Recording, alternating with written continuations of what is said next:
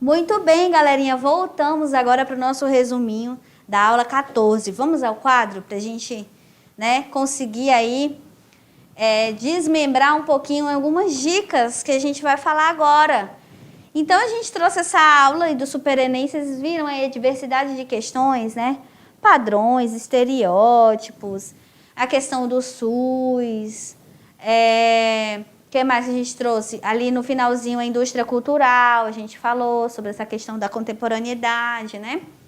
Uma crítica do Horkheimer, a escola de Frankfurt, que a gente já conversou. O que mais a gente trouxe? Enfim, né? A gente trouxe aí um monte de questão, várias questões que tem um mundo, né? Cada questão é um mundo. A gente trouxe também imigração, né? Ali sobre a alteridade, ali uma questãozinha sobre a antropologia. Então, vocês perceberam que os assuntos são todos conectados? É tudo junto e misturado, né? E as ciências humanas, a sociologia, ela é essa ciência das ciências humanas e tá junto, né, aí com a história, com a geografia, com a filosofia. Então, a gente não tem como andar separado, não. Então, quando vocês olharem para a sociologia, para as questões de sociologia, vocês vão ter que observar que as questões, esses assuntos, eles são todos conectados. Todos, gente, todos conectados. E não é difícil. São muitas vezes questões interpretativas. É preciso olhar com olhar crítico, né? Não vai olhar para essas questões de ciências humanas com senso comum que não vai dar certo. Tem que olhar com o olhar crítico, a lente da criticidade, é importante, né? Então, interpretar e eliminando aquelas que vocês veem que está fora do contexto, né? Não, aqui não falou nada sobre isso, não está ligado com nada disso. Então, vão eliminando, vão rabiscando. E o que eu digo para vocês, é importante fazer o exercício. Encontrar um lugar legal na casa de vocês, para que vocês possam estudar. Um lugar reservado, né, com silêncio. Lê ali, pega um assunto por dia, né, faz um cronogramazinho diário para vocês. Além do que vocês estão estudando, né, na escola, vocês vão criar um cronograma para vocês, que todo dia vocês vão ler algo relacionado àquele assunto. Estudou? Já vai, corre, faz 1, 2 exercícios ligados àquele conteúdo.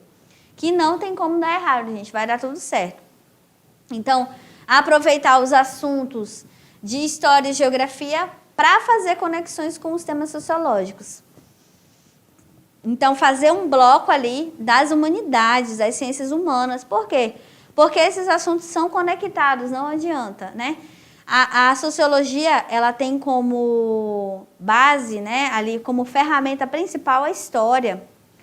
Primeiro é entender em que contexto históricos esses autores criaram essas questões. Em que contexto histórico? O que cada contexto histórico está trazendo para nós? Então, é preciso entender o contexto histórico, tá? Para entender ali o que vem ali de conteúdo e de temas que a sociologia traz, tá? Então, trouxe um exemplo para vocês. Ao estudar o período Vargas, o aluno pode atentar para os direitos sociais que foram criados naquela época. Que os direitos sociais, principalmente as leis trabalhistas, gente, foram criadas nesse contexto do período Vargas. Olha só, já tem ligação com os direitos sociais. Então, quando, por exemplo, se cair algo relacionado a isso na redação, né? Então, já associa. Ao estudar segregação socioespacial nas cidades, temas como exclusão social e desigualdade social. Tem que falar. O que é segregação? É quando você separa um grupo de outro. Tem uma separação, gente, de classe social dentro das cidades. Em um local, tem pessoas que moram, que tem uma classe social X, em outro local, Y. E isso é fruto de quê? Uma exclusão social e das desigualdades. Então, todos os assuntos, dá aí para trabalhar essa conexão que esses assuntos das ciências humanas estão intrínsecos aí, não tem jeito. Eles estão muito ligados, tá? Prepara um cantinho, façam um resumo ali, né? Leiam cada tópico umzinho por dia e façam 1 ou 2, 3 exercícios, tá bom, já tá ótimo, até porque tem muitas matérias. Mas tem que ter um cronogramazinho, vão eliminando os conteúdos que são importantes, tá certo? Muito bem, galerinha. E agora vocês vão exercitar mais ainda, né? Vocês vão fazer agora as atividades de sala e vão voltar aqui já a gente volta para a correção. Vamos lá.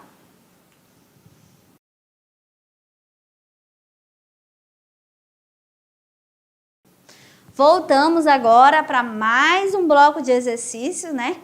Agora, esses exercícios aí, vocês fizeram, o outro a gente fez junto. Agora, esses vocês fizeram sozinhos. Espero que vocês tenham conseguido aí acertar a maioria, tá certo? Vamos ao quadro? Vamos ver aí quais foram as questões. Então, vamos lá, questão 1, né? É do Enem de 2019. A maior parte das agressões e manifestações discriminatórias contra as religiões de matrizes africanas ocorrem em locais públicos. 57%, tá, gente? É na rua, na via pública, que tiveram lugar mais de 2/3 das agressões, geralmente em locais próximos às casas de culto dessas religiões. O transporte público também é apontado como um local em que os adeptos das religiões de matrizes africanas são discriminados, geralmente quando se encontram paramentados por conta dos preceitos religiosos. Quando eles estão vestidos, né? Paramentados é vestidos. As práticas descritas no texto são incompatíveis com a dinâmica de uma sociedade laica e democrática. Por quê? O Estado brasileiro é um Estado laico. O que é isso? Ele não adotou nenhuma religião como a religião única, né, a ser adotada por todos. Pelo contrário, o Brasil não. Ser laico é não ter escolhido nenhuma. Então, o Brasil é um Estado laico, né? Não ter adotado nenhuma religião como uma religião a ser seguida por todos. Isso é ser um Estado laico. Então, o Estado brasileiro é um Estado laico, é um Estado que não fez isso, né? Que não adotou nenhum. Então, isso está muito ligado à nossa democracia, né? E essa laicidade que existe dentro do nosso Estado. E aí ele está perguntando, as práticas descritas no texto são incompatíveis com isso. Com essa visão de Estado laico, está lá na nossa Constituição, o Estado brasileiro é um Estado laico e democrático, né? Então, por que é incompatível? Por que é incompatível com essa sociedade que se diz laica e democrática? Então, vamos ler. Asseguram as expressões multiculturais? Não, né, gente? Ele está perguntando por que é incompatível. Está assegurando as expressões multiculturais? É o que é a crítica. Está falando das violências que as pessoas da religião de matrizes africanas sofrem. A maioria em local público, a maioria é no ônibus, no transporte público. A maioria sofre, principalmente violência, quando está vestido com as roupas. Então, ele está perguntando aqui, por que é incompatível com um Estado que se diz laico e democrático? Então, a gente está assegurando quando a gente violenta essas pessoas em locais públicos, nos ônibus, e quando eles estão vestidos, a gente está assegurando as expressões multiculturais deles? Não, né, gente? Já é um X bem grandão. A gente não está assegurando as expressões multiculturais das pessoas. Quando se faz isso, não. Quando se violenta, quando, né, se descriminaliza, quando se agride, não está assegurando as expressões multiculturais. Então, está errado. B. Promovem a diversidade de etnia? Também não, né, gente? Então, ele está dizendo por que é incompatível, o que está errado, que não está batendo aí um Estado laico e democrático com essas atitudes. Falseiam os dogmas teológicos?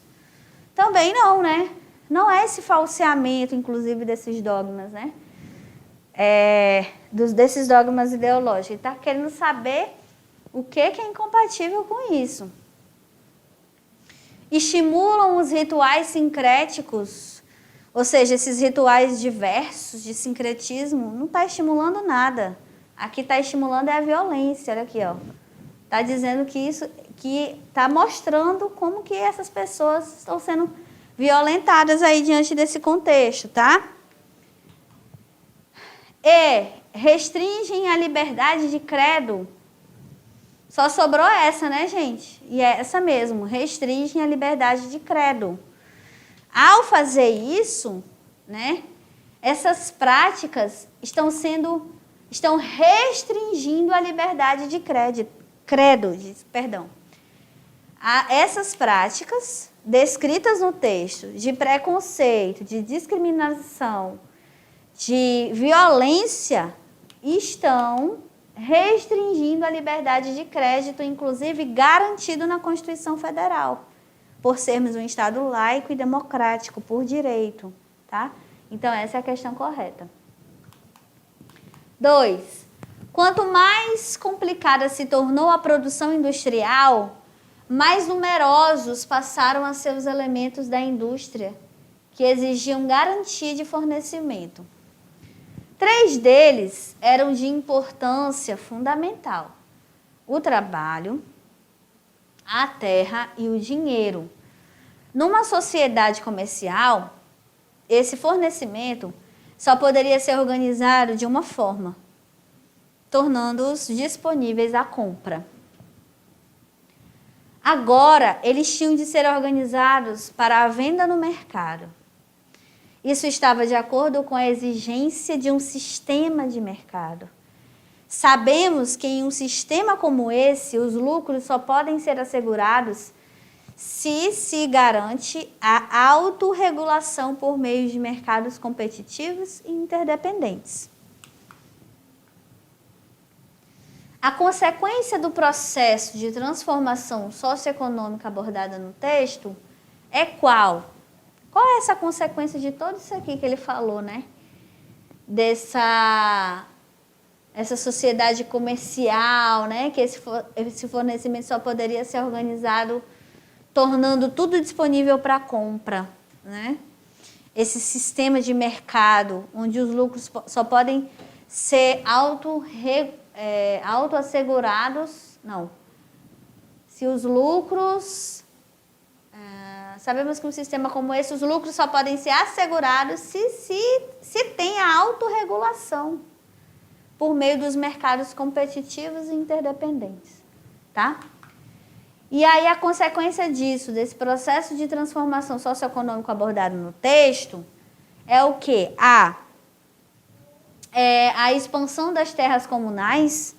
São essas expansões, aqui ele está falando do mercado em si, né?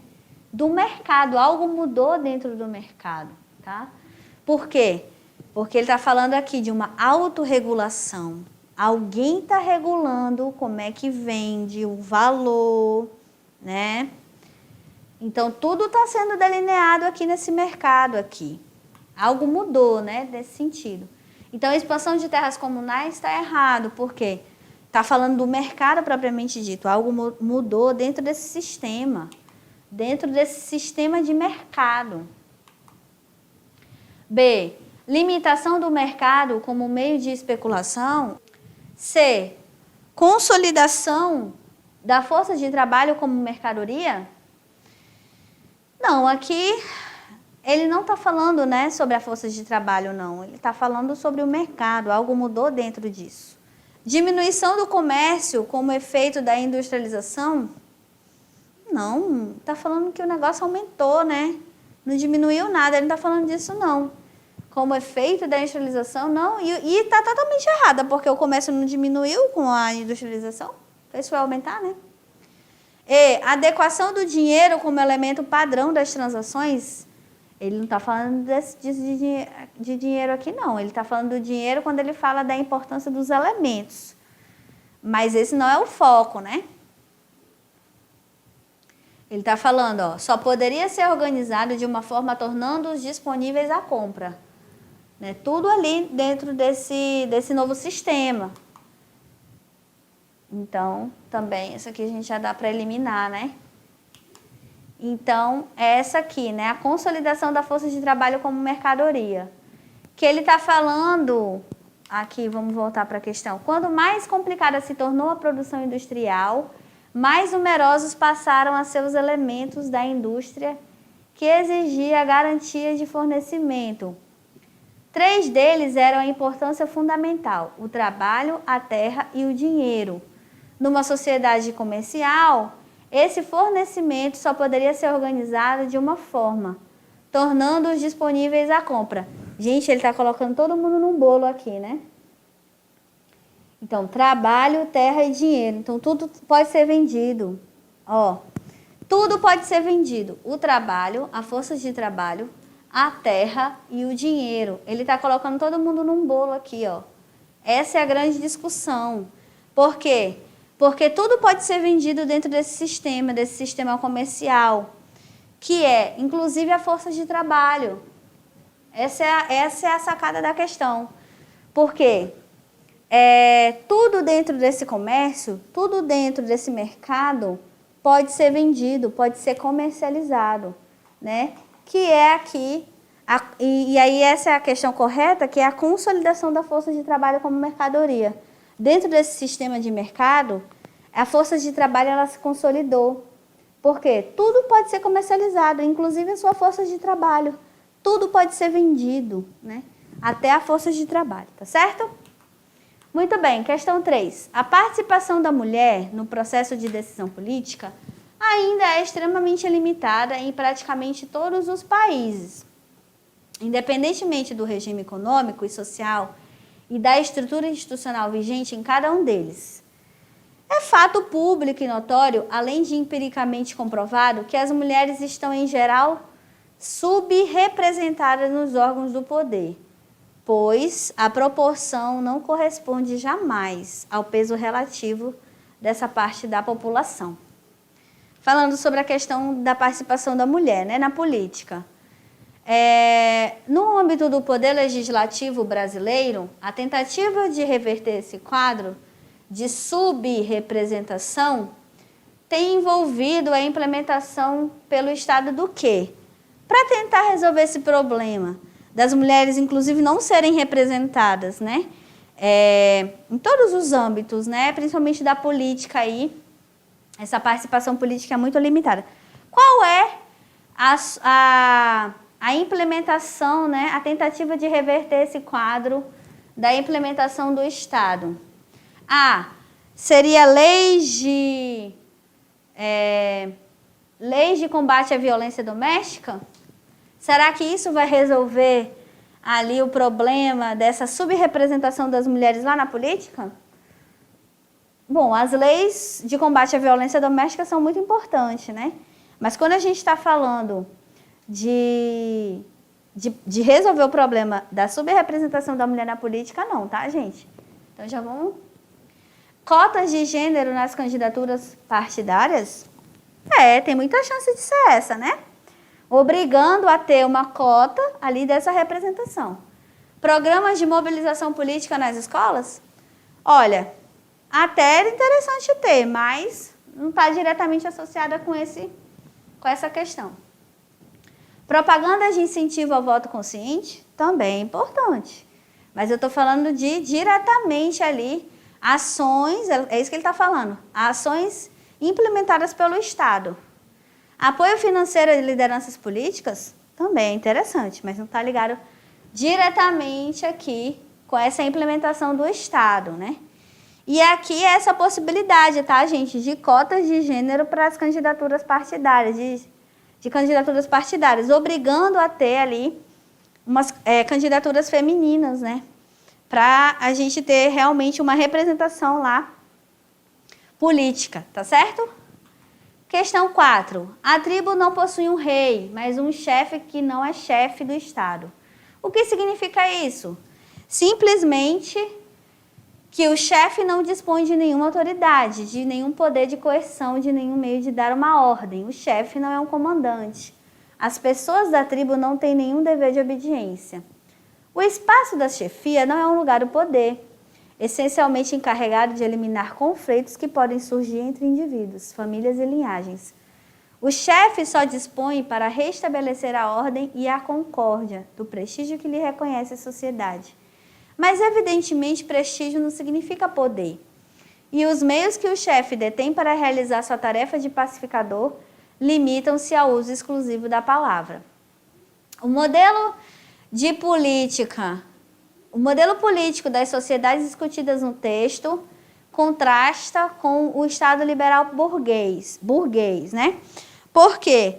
Porque ele impõe uma ideologia e normas hierárquicas, porque ele tem uma determinação divina e soberana monárquica. O que ele está falando, né? Por que não combina, né?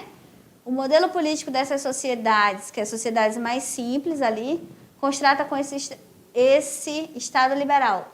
Contrasta, ou seja, dá choque ali, né? Não dá certo. Existe uma imposição ideológica em normas hierárquicas. B, determinação divina e soberana monárquica. C, intervenção consensual e autonomia comunitária. Mediação jurídica e regras contratualistas. E E, gestão coletivas e obrigações tributárias. Não contrasta por quê? Porque tem uma intervenção consensual e autonomia comunitária, né? Existe um sistema próprio ali que esses povos têm, né? Uma intervenção ali mais consensual, né? Mais dialogada, e tem uma autonomia desses povos também, tá certo? Essas são as nossas referências. Bom, qualquer dúvida, qualquer questionamento sobre qualquer questão, tá certo, galerinha? Vocês podem entrar em contato com a gente, pedir para os professores presenciais estarem conversando com a gente, não tem problema, tá? A gente está respondendo, a gente responde sempre que puder, eu e a professora Elisângela. São muitas questões, cada questão tem um mundo, tem um contexto histórico, né? E é normal a gente ali se confundir, né? Acontece, mas é importante a gente treinar. O treino é importante porque essas questões das ciências humanas, elas têm uma reflexão e um alto grau ali muito grande, mas não são impossíveis de fazer, né? É sempre possível, então é importante ler um resuminho todo dia sobre um conteúdo ali da sociologia, da filosofia, da geografia e tentar ali unir todas essas ciências humanas e ir para a questão, gente, porque com a questão a gente aprende muito também, a gente aprende muito, porque, nossa, por que é isso? O que ele idealizou quando ele pensou essa questão? Né? Não pensei nisso, né? Então, às vezes, não tá em lugar nenhum, não está em uma relação, em um contexto ali, que muitas vezes, lendo só o conteúdo, a gente não vai sacar, a gente não vai se dar conta. Então, a questão, ela é importante por conta disso, tá? Vamos exercitar, separa um cantinho aí da casa de vocês, para todo dia vocês pegarem um pouquinho, façam um cronograma, que é muito importante, tá certo? Por hoje é só, galerinha. Até a próxima aula. Fiquem bem. Até mais.